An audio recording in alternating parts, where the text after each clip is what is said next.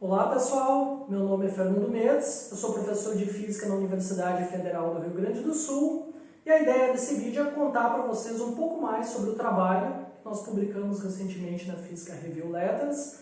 Esse trabalho ele foi realizado em colaboração com o pesquisador Isaac Neri, do King's College em Londres. Bom, muitos sistemas encontrados na natureza, eles são organizados em redes. Alguns exemplos típicos são o nosso cérebro, que é uma rede de neurônios interconectados entre si por meio de sinapses.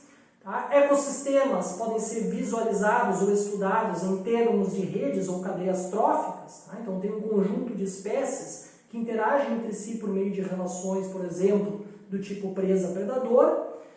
E um terceiro exemplo bastante familiar para nós é a rede www, tá? A rede de páginas, tá? Conectadas entre si por meio de links que nós estamos aí tão habituados a utilizar no nosso dia a dia.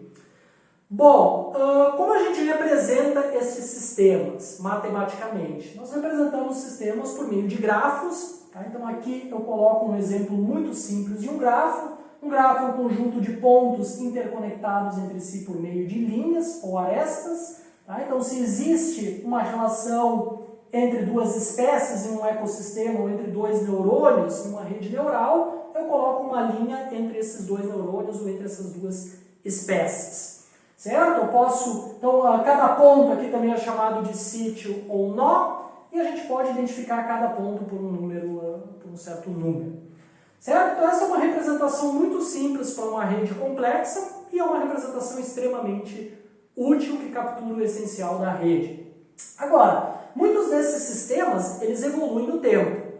Tá? Então, por exemplo, em um ecossistema, para cada ponto aqui, eu tenho uma variável que muda no tempo e que me diz qual é a concentração ou qual é a abundância de uma certa espécie. A abundância de uma certa espécie, ela vai depender, tá, das inter-relações da espécie em questão com as espécies vizinhas. Então, ela muda de acordo com as interconexões da minha rede.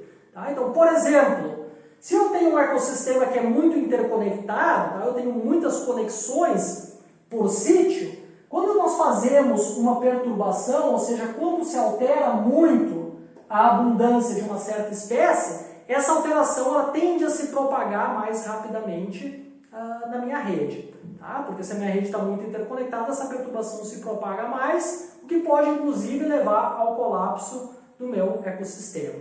Certo? E o que determina o comportamento dinâmico desses sistemas são as interações, como em qualquer outro sistema físico. Tá? Então, como nós codificamos as interações desse tipo de sistema?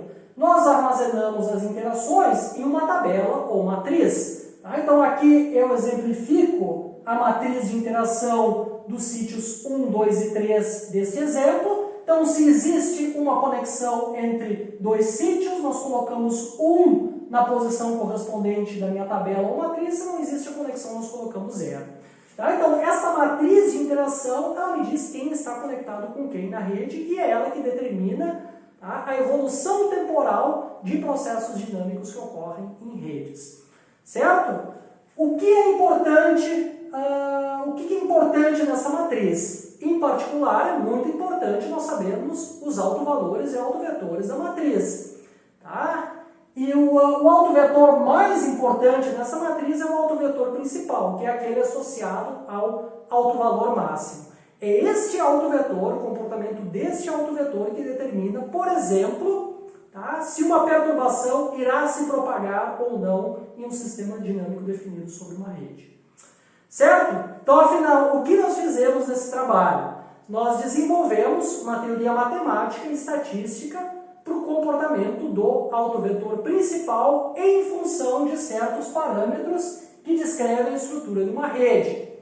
Tá? Então, um dos principais resultados que nós obtivemos foi demonstrar que existe uma transição de fase neste autovetor principal, dependendo do número médio de conexões por sítio. Então vejam, cada sítio aqui possui um número variável de conexões com os vizinhos. Então esse sítio possui 4 conexões, esse aqui possui 2. Nós podemos calcular o número médio de conexões por sítio. Tá? E esse é um parâmetro que pode ser controlado muitas vezes em modelos de redes complexas. Então nós vimos que quando o número médio de conexões por sítio é grande, o autovetor principal ele é delocalizado.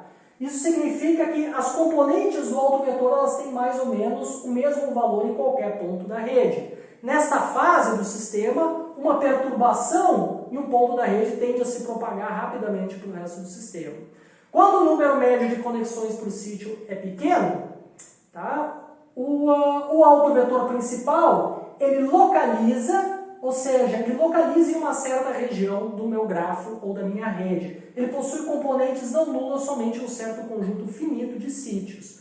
Nas outras componentes, na maioria das componentes da minha rede, este autovetor, as componentes do autovetor são nulas. O que significa que nessa fase, quando eu faço uma perturbação na abundância de uma certa espécie, por exemplo, de um ecossistema, essa perturbação ela permanece localizada em uma região do espaço e não se propaga. Certo? Então essa é uma transição de fase no autovetor principal, é uma transição chamada de transição de localização, tá? Que possui uma série de aplicações. Como o trabalho é muito geral, tá? Nós não especificamos nenhum sistema físico, tá? Só algumas propriedades matemáticas que a rede deve ter, tá? Nós esperamos que o nosso resultado ele tenha um impacto e uma aplicabilidade muito grande e possa ser muito útil para se entender processos dinâmicos em uma série de sistemas como esses que eu já mencionei, por exemplo, redes neurais e ecossistemas. É isso, muito obrigado.